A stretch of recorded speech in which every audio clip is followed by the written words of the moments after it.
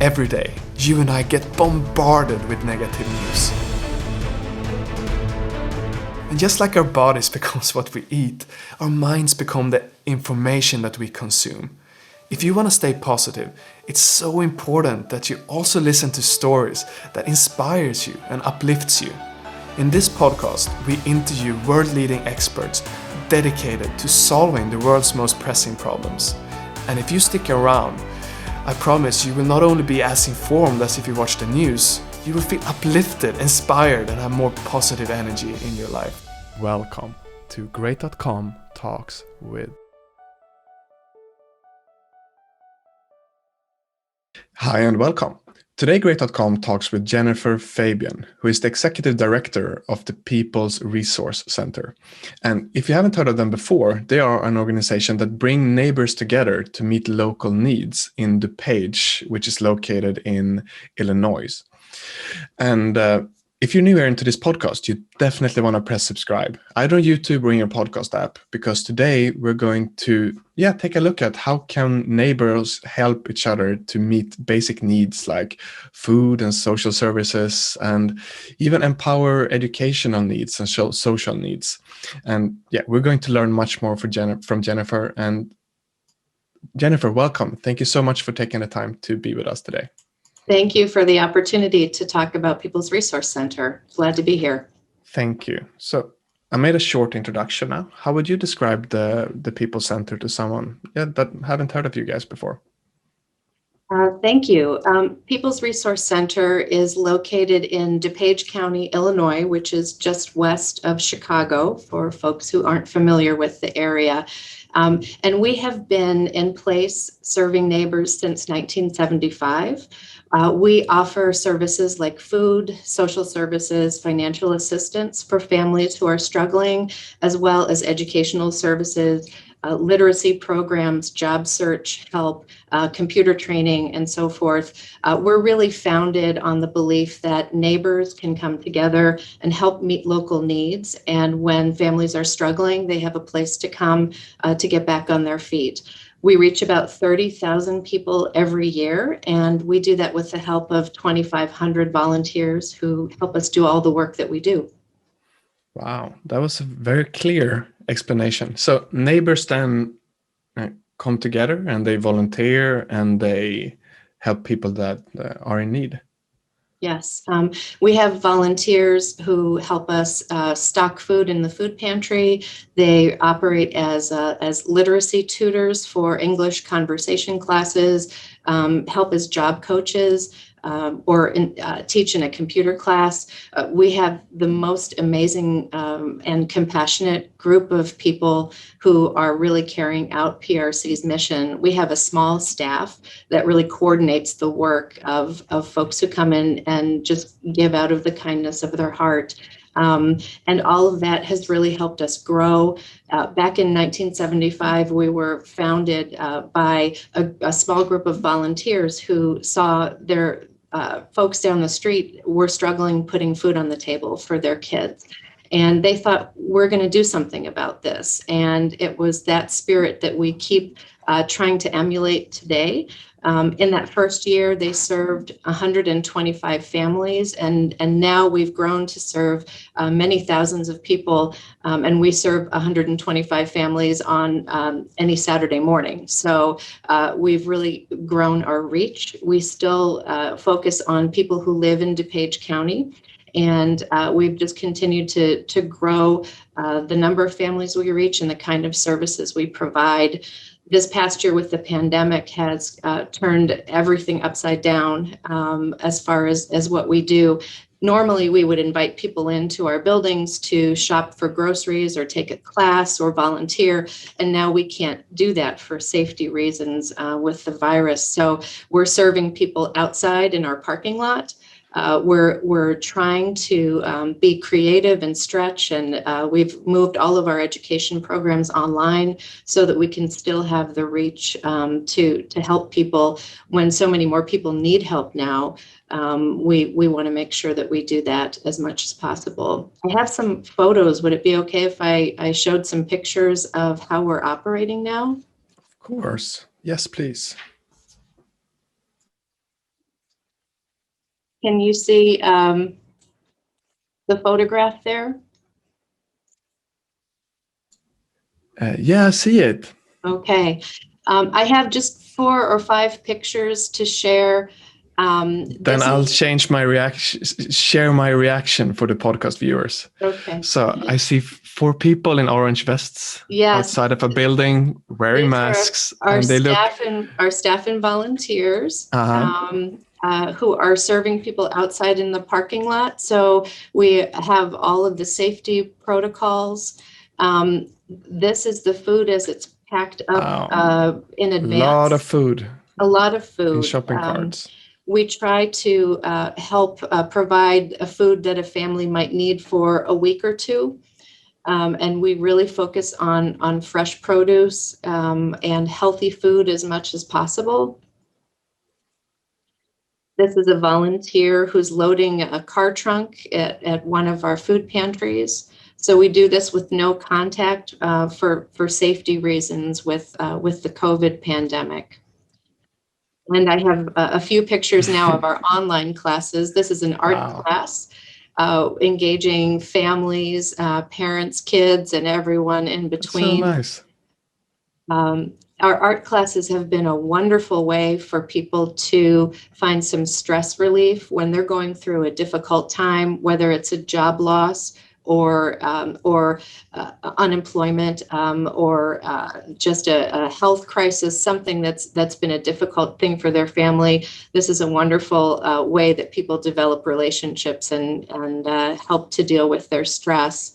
And then this is one of our literacy programs that is reaching people online now because we can't do classes in person. So I will stop sharing now, but I wanted to just take the chance to give people a view of things that we can't invite them in person to see right now for safety. Beautiful. Thank you so much for sharing that. And I really like that you're providing a space where people have the opportunity to be generous as well. It's not only the families that receive the help that are being given a gift. Thank you so much for saying that. It is so important to the whole PRC team. We have volunteers who have been with us for 20 or 30 years, as well as people who are brand new volunteers. And I hear that over and over again, how meaningful it is to contribute to this cycle of caring that PRC helps to provide. We have regularly experienced people who used to be clients and receive service who now come to volunteer or support us with a financial gift. We also received a note recently of someone who was a donor and helped us procure food before, and now because of the pandemic is out of a job and needs to come to our food pantry now. So we see it as a cycle. People don't always only go in one direction, and we never know if it might be us on the other side of the need. And so we're here because people want a place like this when they or their families or their neighbors have a tough situation. So it's a wonderful expression of love in so many ways.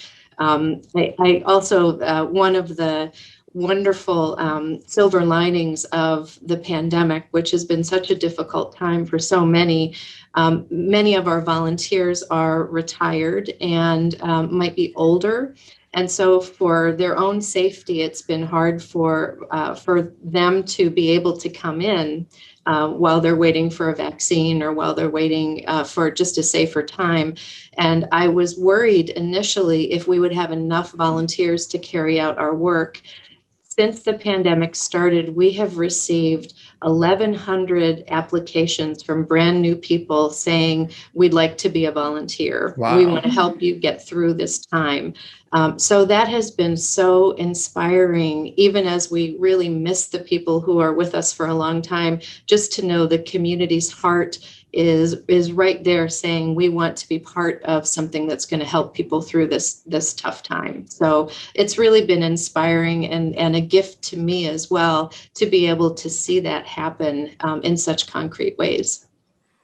Yeah, if anything positive have come out is increased opportunities for collaboration. Yes. So if we look outside of COVID, then what challenges are you facing as an organization in general? You're trying to meet a lot of different needs. Yeah, what challenges are you going through? Challenges, I would say the community's challenges become PRC's challenges because we are here to respond to the needs that come up. So the issue of food security is an ongoing challenge. COVID has certainly made that worse. But we have, in normal times, there are about 62,000 people in the county that we serve who are food insecure. So they don't necessarily know where their food will come from the next day. And so those are mostly the people who we reach with our services. When the pandemic started, the data that I've seen is that the food insecurity increased by about a third in most places. So we can assume that there are more people than those 62,000. And there is another spike that we're seeing. The Census Bureau did a survey in January that both food and housing are greater concerns, and people are having challenges with those areas again in higher rates just last month. So we are looking ahead and assuming the long-term effects of that will be with us for a long time. If people hit a major crisis with housing, especially, and certainly with food, that becomes an issue that starts to affect a whole bunch of other things. They might then become homeless. It might be harder for them to have a stable environment for their kids, harder to focus on things like education and ways to improve their situation going forward. So all of those things are interlinked, and we're anticipating just greater need for the kinds of things we do as a result of the pandemic, more than there already would have been. So I hear a increased need for your services, but also an increased weight on your shoulders in a sense. So what is it like for you as an organization then to be in this situation where now there is so much more need? Does it feel like pressure, or does it feel like, yeah, maybe extra meaningful? Yeah, what is the feeling in the organization? Um, the immediate feeling for the team is we can't wait to get past the pandemic so we can actually come together in person and tackle whatever comes next. So the weight right now is the need for us to be so separate and be disconnected, and not be able to come together, bring a whole bunch of volunteers and staff in a room and try to do problem solving. So that's the strain that I'm feeling, and I think the team is generally feeling right now. We are accustomed to meeting people at some very low points in their life. So we're fluent in the language of hardship. So we're used to that. We have the emotional tools and language for that. We do expect to see it in greater numbers, but we've been there before.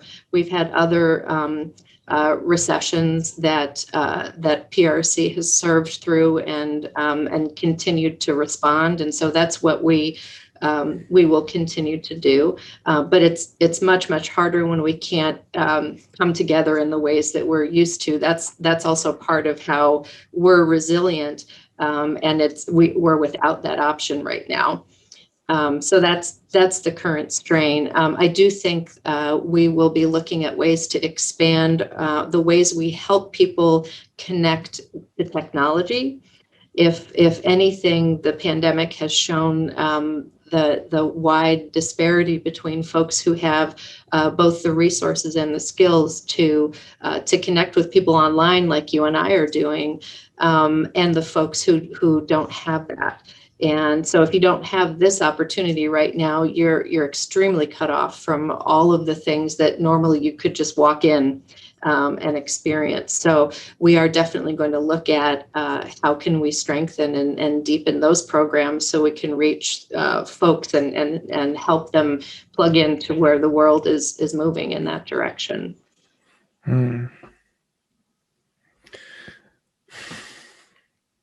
Yeah, I can imagine that could make a huge difference, and also that could be somewhat of an opportunity here, that people are trying things with technology that otherwise wouldn't try at this point. Yes. So how do you think because obviously now there's a shift in administration in the US, how do you think that is going to affect an organization like yours that is working very closely to people in need? I don't anticipate that that the political changes will affect PRC. We are not substantially government funded. We are supported mostly through donations from local people who live in the area and see what we're doing. So there are some foundations and some businesses that support us too, but primarily it's individuals. We receive a little bit of government funding to help with direct financial assistance so people don't become homeless.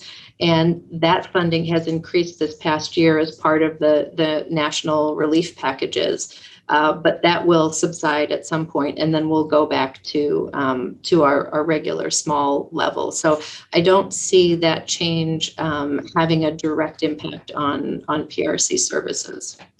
Got it. Thank you. So someone listening to this, then what can they do to help out? Maybe for an individual in Illinois, but also for someone across the sea like me in Sweden. What can they do to help out? There are a couple ways to help, and we would love to invite anybody who would like to learn more about us or see how they can help to visit our website. I can put up a quick graphic about our website if it lets me share so people can see. Our website is peoplesrc.org, and our phone number is also listed here. If you live in or near DuPage County, Illinois, and you know someone who might need help, please encourage them to visit us or give us a call. Or if you would like to help as a volunteer or with a financial contribution or even help do a food drive, we would love to get to know you and would be very grateful for your support. And information on how to do all of that is at our website at peoplesrc.org. We rely on the kindness and generosity of our neighbors just to do our everyday work and get all the supplies and food we need, and also for the hands and feet that do the volunteering. So any of those ways that you or a group might want to participate, we would love to have you join our mission. Beautiful. Jennifer, thank you so much for taking the time to speak with Great today. We highly appreciate it. It's been a pleasure. Thank you so much for the invitation and for the chance to talk about PRC. Thank you. And for you listening, if you like this episode, press subscribe on YouTube or in your podcast app, because that is showing the algorithms that this conversation is important. So more people can hear about compassion and how neighbors can come together to help each other to meet the collective needs of the community. Thank you so much for listening, and we'll see you in the next episode. What is Great.com? That is the most common question that we get. And the shortest answer I can give you is that we are a company that is moving money from the online casino industry and donates it to charities that is helping the environment. The long answer, unfortunately, I don't have time to tell you today. But if you're curious, definitely Google what is Great.com to learn more.